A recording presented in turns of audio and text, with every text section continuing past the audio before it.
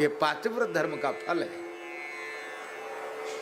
उसे प्रसन्न होना चाहिए था, वो प्रसन्न तो हुई नहीं,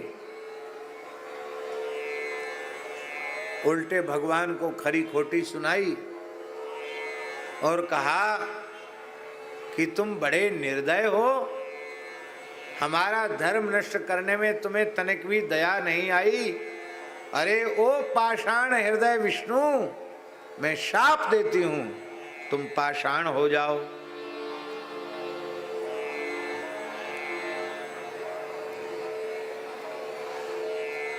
भगवान बोले कि प्यार में सब कुछ सहना पड़ता है, गाली भी खानी पड़ती है, मार भी खानी पड़ती है, पर उत्तम कोटि का प्रेम होता है तो सब कुछ अच्छा ही लगता है।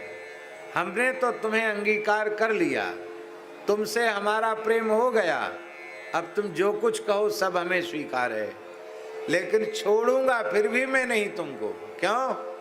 मैं अंगीकार करना जानता हूं, त्यागना तो मुझे आता ही नहीं।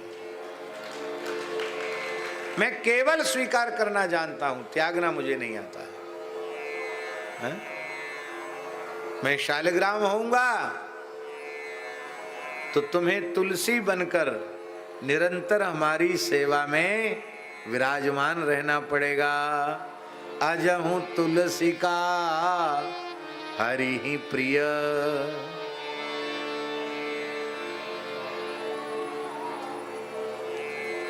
अजहूं तुलसी का हरि प्रिय।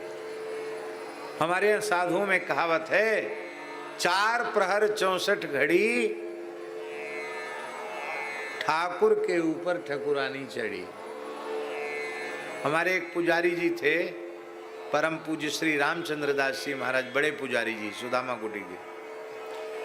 वो तो एक बड़ी विचित्र बात कहते थे, हमने कहीं पढ़ी नहीं, पर वो कहते थे शालिग्राम जी को तुलसी चढ़ावे तो सीधे नहीं चढ़ाना चाहिए।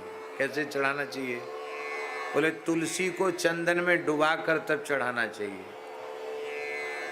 कहा क्यों? कहते चंदन में डुबा कर चढ़ाएंगे तो शालिग्राम जी की चिपक जाएगी, फिर दूसरे दिन जब तक स्नान नहीं कराओगे तब तक वो छूटेगी नहीं।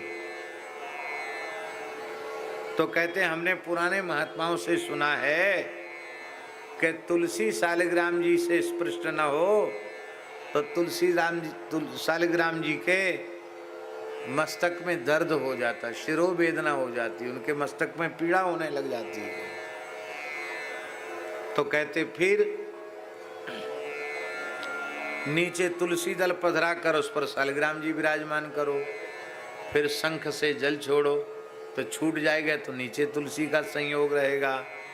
अब फिर स्नान करके पोंछ के तिलक स्वरूप पीछे करो, पहले थोड़ा तुलसी जल पधरा दो, तब तिलक करना शुरू करो। ऐसा कहते थे पुजारी जी। कहते तुलसी सदा ठाकुर जी के निकट ही रही आनी चाहिए। बोलो भक्तवत्सल भगवान की। तो यहाँ जो अनुसुईया जी ने कहा है कि मातु पिता भ्राता हितकारी मित प्रद सब सुन राजकुमारी, अमित दान भरता वैदे। ये अमित क्या है? वस्तुतः संस्कृति के चक्र से छूट करके मोक्ष का सुख प्राप्त करना, ब्रह्मानंद का सुख प्राप्त करना, यही वस्तुतः पातिव्रत धर्म का चरम फल है। और ऐसा पातिव्रत धर्म जो नारी को संस्कृति के चक्र से मुक्त कर देता है,